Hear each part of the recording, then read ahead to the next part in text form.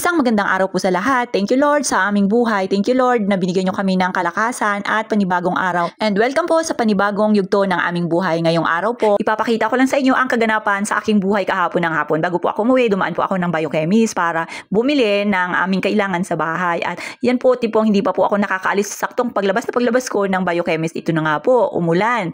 At yan, nakita po natin yung mga estudyante dyan na nag-aabang at talaga namang nakakikisilong din para syempre hindi mabasa. At sakto naman din po yan na pauwi na rin po ang mga estudyante at yung mga nagtatrabaho. Kaya kung inyong mapapansin, talagang napakaraming tao po nung time na yan, guys. Pero pagdating ko po sa bahay, itamang nagbihis lang po ako ng aking uniform at hindi pa nga po ako nakakapagtanggal ng aking inner yan, guys. O tingnan nyo, naka-white t-shirt pa ako. Naglakad lang po ako papunta dun sa bahay ng nanay ko. At dahil nga po medyo huminto na rin po ang ulan, tamang ambon-ambon lang, hindi na po ako nagdala ng payong, nagsombrero na lang po ako. At yan, hindi na rin po ako nagdala ng sasakyan para ako sabi ko makapag-exercise naman kahit na hapon na tamang lakad-lakad lang tayo, hindi naman din po mainit at sakto lang naman na ayan, may konting hangin na tayong nalalanghap. At yan guys, kung inyong mapapansin, medyo malayo din po yung aking nilakad pero talagang sacrifice din tayo guys kasi nga gusto rin natin makapag-exercise. At yan, nadatnan ko nga rin po ang nanay ko guys na medyo may nararamdaman siya. At tamang kwento-kwentuhan lang din po saglit dahil nga po masama ang kanyang pakiramdam at ganun din po yung kanyang alaga na si Angel. Medyo masakit po yung ngipin kaya ayun, hindi ko na po kinulit. At ayan guys, kasi magdadasal kami ngayon, inaantay ko lang yung aking ate at iba kong kapatid guys na nakasama rin sa pagdadasal. Ayan nga po, kasama ko rin dyan yung aking mga pinsan, yan mga iba kong kaanak pero halos karamihan yan dyan guys, mga pinsan ko. So ayan, dumating nga po pala ito si Nice na bumili ng bulaklak. At ayan nga po, nagsimula na kami sa aming pagdadasal. At yan guys, ito nga yung nagdadasal, medyo hindi niya nakikita yung kanyang mga binabasa guys. Kaya medyo nagkakatawanan pa kami dyan kasi parang iba-iba na yung nasasabi ni ate. Pero ganun pa man guys, syempre tuloy ang dasal, no? Yun nga lang po, hindi po talaga maiwasan na matatawa ka ng konti, pero talagang magsiseryoso ka rin. At yan nga guys, nung malapit na nga po pala matapos ang dasal, napansin namin na medyo papaubos na nga po ang kandila. Kaya yan, nagpapalit na nga po kami sa pinsan kong isa. Kaya nakapwesto na siya dun guys sa dulo kasi papalitan niya yung kandila. At yan po, malapit na rin po matapos ang dasal. At ayan, saktong tapos na ang dasal guys. Ito nga, saka kami nagkatawanan. At yan, tingnan nyo nga po, di ba? Pag upo pala yan siya, ilalagay yung kandila. Dapat tatanggalin nyo muna yung mga dating nakalagay. At parang ilalagay yan siya guys dito sa isang plastic na ito, iipunin yan at isasama ata yan pagka nalibing na. So ayan po, pagkatapos nga po ng dasal, dito na kami talagang nagready na ng pang merienda. At yan nga guys, habang nakaupo nga po kami dyan, talagang napakalayo ko nga itong aking kaibigan, nakita pa ako guys.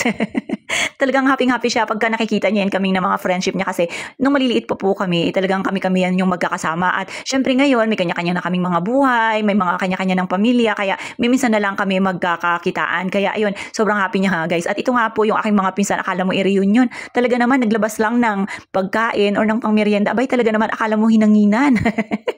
Naubos ka agad guys, pagod na pagod sa pagdadasal. At habang nagkukwentuhan nga po yan, kasama na rin dito yung mga bulinggit, yung mga anak-anak, pamangkin yan, sila po yung mga makukulit na nagpadagdag sa ingay. Pero ganun talaga ang buhay natin, kasama lagi yan yung mga kids natin. At ito nga po yung aking pinsan na bully guys.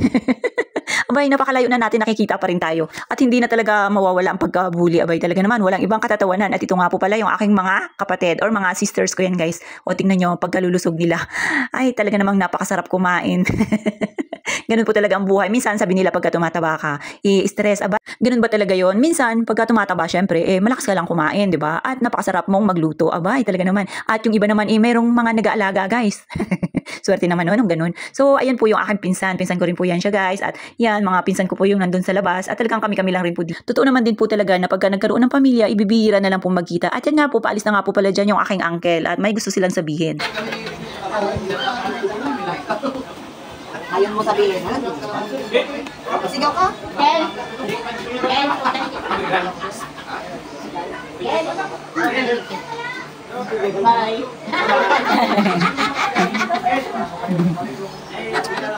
At yun nga po, hindi rin nasabi yung gustong sabihin. Tamang babay lang. Ito nga po, yan, ang aking brother-in-law nandyan din.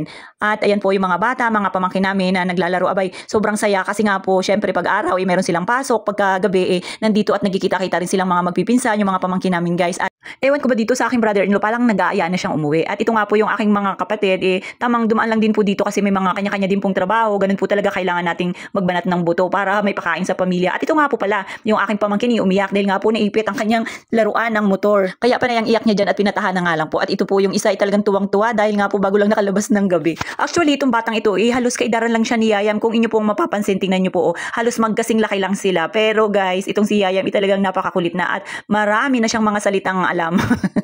Tingnan nyo nga po, halos hindi sila mapaghiwalay dyan ni nanay guys. Pag uwi ko nga po kasi kagabi, talagang mahimbing na ang tulog niyan. At ito, ngayong umaga lang po ito, ayan, ganyan sila ka-sweet ni nanay na kahit na may ginagawa pa si nanay, ipilit niyang hihilahin, talagang manunood lang sila. Pero bago sila uupo ng napakatagal, busog na po yan, napakain na ni nanay ng almusal. At ito nga po, paglabas niya, inakita niya po ako at hinihila niya ako. Ako po talaga yung hinihila niya kasi gusto niya mag-joyride na. Pero guys, sabi ko nga kay nanay, ipasyal niya muna sa labas para hindi siya umiyak dahil po kailangan ko na ring maligo, mag 7 o'clock na po at kami mayroon pang mga activity na gagawin sa opisina. Abay, ganyan lang talaga ang ating bulinggit. Minsan gusto man nating samahan kaso may mga hinahabol tayong oras, kailangan nating pumasok. Kaya po sabi ni nanay, para maaliw ito yung bulinggit, pupunta na lang muna sila sa tindahan at bibili sila doon ng kung anong magagustuhan nila para hindi lang po umiyak ito yung aming little boy. Abay, talaga naman kailangan talagang patahanin para po hindi na rin siya umiyak. Total naman nakainom na rin po yan siya ng vitamins, busog na, napakain na ni nanay ng kanin. So paano ba yan guys? Kita-kits ulit sa susunod na video.